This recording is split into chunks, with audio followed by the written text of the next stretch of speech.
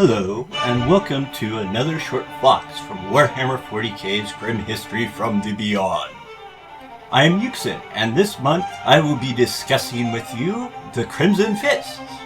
Today I will be discussing probably the most important aspect of the Crimson Fists, the invasion of Rens World. Now really quick, before I start with the invasion, Rens World is an Imperial agri-world that is also the homeworld of the Crimson Fists Space Marine chapter. It's located in the Loki sector of the Segmentum Tempestus. This world and the Ryn star system were both named for the Imperial reclamator Soldano Malvero Rynn, who first led Imperial colonists to the system and reclaimed Rens World for mankind. It was rediscovered by rogue trader Uzieth Palandaro in 222.M34 as a part of Explorator Fleet Saturnalia. It was granted as the homeworld of the Crimson Fists at the termination of the Vortigern Crusade on 675.M40. The planet is sparsely populated, mountainous, and devoted to intensive agriculture, with its principal export being jade berries, an exotic fruit native to the planet. Rens World possesses one major city, New Ryn City, and 8 smaller cities plus small farms and agricultural centers. The most recent Imperial census has numbered it at 1,046 facilities. The Crimson Fist's fortress monastery, Orks Tyrannis, is located in the inhospitable Hellblade Mountains, located on the southern continental coast. Space Marine neophytes are recruited from the feral world of Blackwater during the annual Festival of the Bloodied Fist. Due to its distance from other Imperial worlds and its proximity to Ork-controlled space, it is somewhat isolated from the rest of the Imperium, with the closest neighboring human planet being Bad Landing. The Crimson Fist Fortress Monastery has stood on Rens World for over 1,000 Terran years, since the great battle barge Rutilus Tyrannis was dismantled to build it, after the Crimson Fists were granted Rens World as their fief, and ceased being a fleet-based chapter in 740.M40. But in 989.M41, an Ork warlord known as Snagrod, the Arch-Arsonist of Sheridan, united many of the warring Ork factions surrounding the Loki sector and began a massive war, taking several human colonies with minimal resistance. Snagrod boasted that his next conquest would be Rens World. Snagrod's first primary attack against the Imperium occurred when they conquered the lightly defended colony world of Bad Landing. The world's Imperial citizens cried out for aid, and the Crimson Fist's Third Company responded in force. However, due to faulty intelligence, the Space Marines suffered a brutal defeat at the hands of the overwhelming numbers of Orks. The size of Snagrod's forces had been significantly underestimated, and only a few Space Marines escaped to relay vital intelligence back to Chapter Master Pedro Cantor. Cantor ordered the immediate recall of all Crimson Fists and set about organizing the defenses of Rens World. In preparation to the oncoming war, they suspended any further raids until further information became available. After all of the Crimson Fist companies had returned, but before the chapters could plan a counteroffensive, the war Snagrod reached the Ryn star system. The chapter responded by enabling their many-tiered, tactically capable, and technologically sophisticated network of orbital defense satellites. The system annihilated the initial waves of Ork rocks, cruisers, and planetary assault craft. Then, tragedy struck when one of the planet's defensive missiles suffered catastrophic failure. The weapon never made it out of the atmosphere, and instead crashed into the Crimson Fist Fortress Monastery from which it had been fired. There, its plasma warhead, designed to punch through void shields and bore deep into the defensive hulls of armored warships, detonated, and the course of the explosion also set off the structure's massive and ancient arsenal. Secondary explosions ripped through the fortress monastery, destroying it, miles of defenses around it, and killing hundreds of space marines who had gathered to plan the counteroffensive against the Ork war. 6 entire companies of Crimson Fists were destroyed. Only 16 space marines, including Chapter Master Pedro Cantor, who had been manning the outermost perimeter defenses, managed to survive the devastating explosion. As the Crimson Fist's fortress monastery served as the primary control for the world's defensive satellites, with its destruction, the planet's defensive network completely collapsed. The Ork invaders were able to nearly overwhelm the planet's resistance as they descended to the world's surface. The survivors, forced to move stealthily through territory captured by Orks, were able to link up with a detachment of Crimson Fists assigned to defend Rens World's capital, New Ryn City. In the process, remaining awake for 328.7 standard hours, which for those of you who have heard one of our prior podcasts concerning how to make a Space Marine, is the longest record for somebody being awake.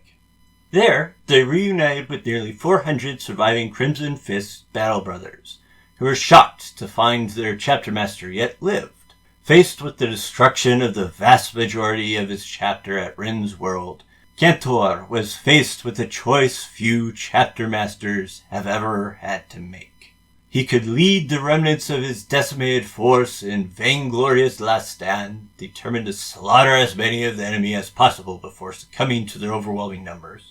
Or, as he eventually chose, he could marshal his resources and deploy his remaining force in missions that favored small, elite units looking to the eventual rebuilding of the chapter and retaking of his world. It has been noted that many chapter masters in Cantor's position would have chosen the former option, ensuring their chapter a place in legend rather than accept their virtual defeat. It is to Cantor's eternal credit, and is a mark of a leader of superior character, that he made the choice he did, for the Imperium can ill afford the loss of such a fine chapter of Astartes as the Crimson Fists. The survivors held out against the encroaching Orks for 18 solar months until a massive Imperial fleet arrived in 990.M41. Through the inspired leadership of Pedro Cantor, and thanks to the heroic sacrifices of scores of Crimson Fists, the Imperium won out against impossible odds. Wave upon wave of Orks crashed against Cantor's lines in New Ryn City, but the Space Marines never wavered, and countless greenskins were brought down by bolter fire. When ammunition ran dry, the Orks fell instead beneath chainsaws, combat knives, and ceramite-clad fists. Still, the Crimson Fists held firm, channeling in that desperate hour a measure of the close-quarters might of their long-dead founder, Alexis Pollux. The newcomers who arrived with the Imperial Relief Fleet, which included multiple regiments of the Astra Militarum, contingents from several different Space Marine chapters, and several battle groups of Imperial Titans, managed to rout the Xenos forces from the planet and liberate the surviving Space Marines and people of Rens World. However, the damage had been done. In addition to losing their fortress and nearly 60% of their brethren, the chapter also lost much of their irreplaceable gene stock and ancient war gear. The effort to fully cleanse the planet of greenskin taint took many Terran years. The Rens World campaign resulted in catastrophic losses for the Crimson Fists, with the chapter almost completely wiped out. As a result, Cantor's primary focus turned to rebuilding the chapter. Though famous across the Imperium as Ork fighters, Nagrog's roar has induced a deep hatred of greenskins within the chapter. It is said that the Crimson Fist Space Marines will go to any length to defeat any Orks forces they encounter. The Crimson Fists are often on the move, no longer having a true home base, and reverting to their ancient practice of operating as primarily a fleet-based chapter. Yet, they often return to Rens World to mourn the battle brothers who died so heroically in its defense. One tale of the reclamation of Rens World from the Orks of Snagrod is not so widely told, and known only to the Crimson Fist chaptermaster Pedro Cantor and his closest battle brothers. The tale begins a half-year after the completion of the reclamation of Rens World from Snagrod.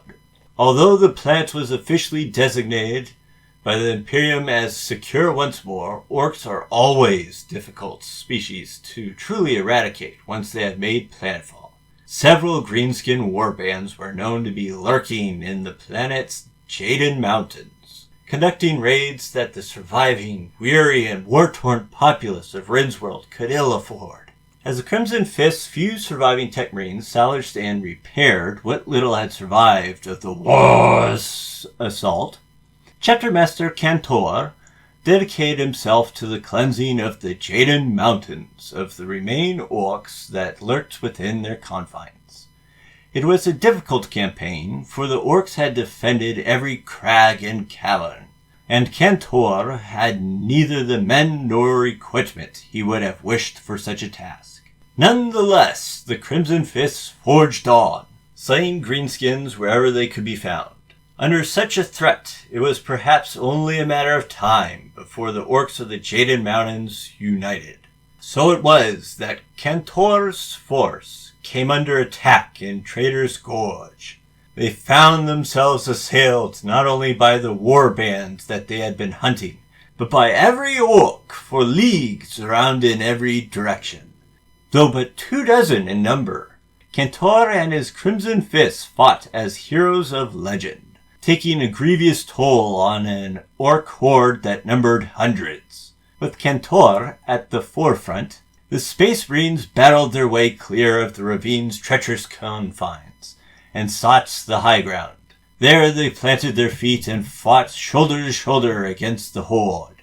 But still the orcs kept coming, with all the Crimson Fist's Thunderhawk gunships lost in battle or under heavy repair. Cantor knew that both evacuation and reinforcements were impossible, and the orcs showed no sign of giving up the battle. 30 of Cantor's battle brothers had been slain in the escape from the ravine, and only the chapter master remained unwounded.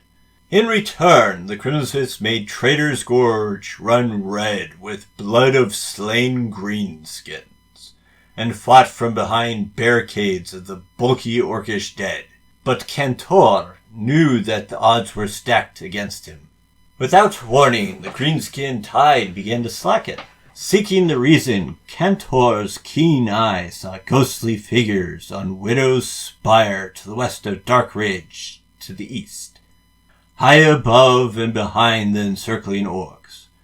Graceful were these newcomers, darting from cover to cover and paying no heed to the treacherous footing as their long rifles brought precise death to the orc horde. Who his fresh allies were, Cantor could not immediately tell, for their forms shimmered as insubstantial as mist in the morning sunlight. But nor did he care. All that mattered was that this intervention gave his battle brothers the chance that they needed to counterattack and turn the battle's tide. Giving a mighty shout, the Crimson Fists charged over the rampart of dead greenskins, and set upon the orcs with new vigor. Caught between the redoubled rage of the Crimson Fists and fresh attackers on the slopes, the orcs were thrust back. The greenskins fled down Traitor's Gorge, leaving more than 10 score dead, and twice as many wounded behind them, as Cantor's men walked amongst the carnage, ending the lives of those orcs too foolhardy or injured to flee. A robed figure detached itself from the shadows, clustered on Widow's Spire, and strode swiftly to Cantor's side, coldly contemptuous of any threat posed by the watchful Space Marines. It cut through the chapter master's wary greeting. The surviving beasts cower in the shadows below. ensnared in a web of our own devising. Pursue them into the darkness, and a great victory shall be yours. And should I choose not to do so? Cantor asked, for he could not bring himself to place his trust in the elaborately helmed alien, now revealed as a warrior of the Eldari race that stood before him. Then they will escape, and grow ever stronger in the darkness. In 50 years, a shadow of their making will arise to envelop these areas of space which, unopposed, shall be the doom of your people and mine, you swine. Catastrophe will reign, and you shall lament your inactions this day. Will you aid us in the gorge as you did here? Cantor demanded. But the figure shook its head. Oh, no. Be not so swift to embrace us as allies. Auspicious fates dictate that we should fight side by side this day. But fate is a fickle creature. At our next encounter, it will be my fists that bear the stain of your blood.